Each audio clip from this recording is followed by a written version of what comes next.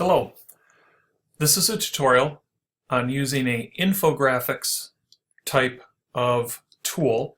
It is a mobile app as well as a web-based app, which means you can do it on computers as well as Android and iOS devices, both creating and viewing. And basically it's called Lino. It's actually Lino is the name of the app. You can get to it at www.linoit.com, and it'll bring you to this screen. Now you'll have to create an account if you haven't already. I've actually created an account, and when you go there you will be able to sign up with an email address. You can use your Google account information through Baker College, and that will work as well. That's what I've done. So Lino is an online bulletin board and sticky note or post-it note service. So think of a bulletin board where you would post all kinds of little notes with either thumbtacks, push pins, or maybe they're post-its with the sticky background. And they could be to-do items. You could actually work together in a group, have a bunch of groups in breakout sessions, and then bring back together the groups and have report outs on some specific terms or issues that are being discussed in the group meeting. So it allows you to have digital stickies for any type of activity. You can dive into a particular topic by actually creating a sticky about a topic, and then all of the members of your group, of your class, of your team can actually individually post additional stickies on top of your original canvas. So you can use it for a poll, you can use it to get opinions, you can use it for a deeper dive into some content. You can have it for breakout sessions, other types of activities where you want to allow people to digitally access and make an opinion, a noted, take a poll vote, or any of those types of things. So let's show you how it works. I'm going to click on Create a New Canvas. And so you have, I'm going to pull this window down here a little bit. There we go, so you can see a few more things, and I can scroll. Basically, you need to give the canvas a name.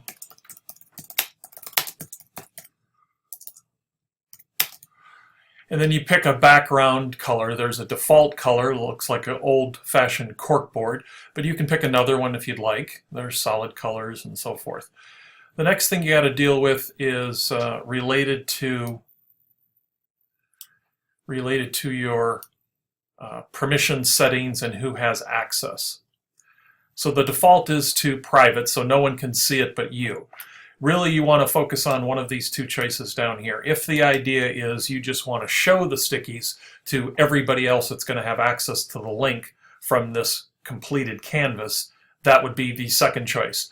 You may find that there's more value with this third choice where everyone may post stickies. So that allows them to see the stickies that are already out there and allows them to add to, which is probably what you're going to want to use that for. You have all these other details that you have to determine for the particular purpose you're using it for, as to whether or not you want to leave some of these off or on, allow other copies, whatever. You have to decide which one of these you would like to keep on and which one off, and it's just a toggle. You click on it if you want to remove it.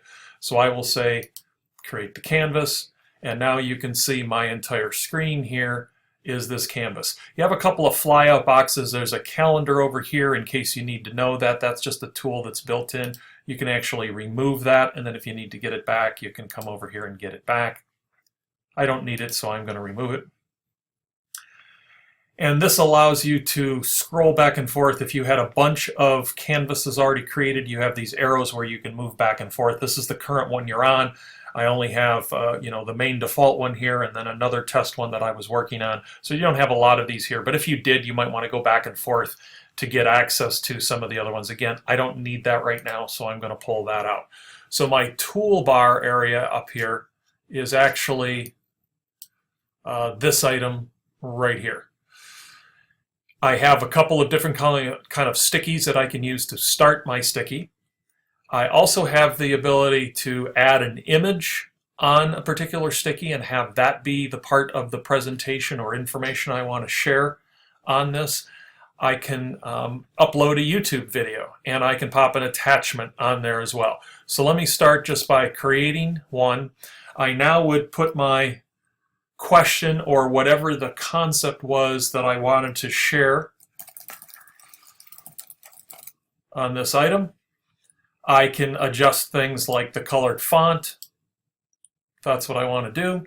I can change the color of the post-it sticky to whatever I'd like. And then when I'm done, I hit post. So now that we have this done, let's say this was a question I was asking, or it might have been a poll or some type of an activity, and the goal or the assignment for the people participating in this module or particular portion of the class, the workshop or the seminar, would be to add some additional information to this. Maybe everybody needs to post their opinion, or people are working together in breakout groups and they need to come up with, what are the top 3 things that you thought are relevant that we need to do in order to fix this problem, whatever this thing is that I posted.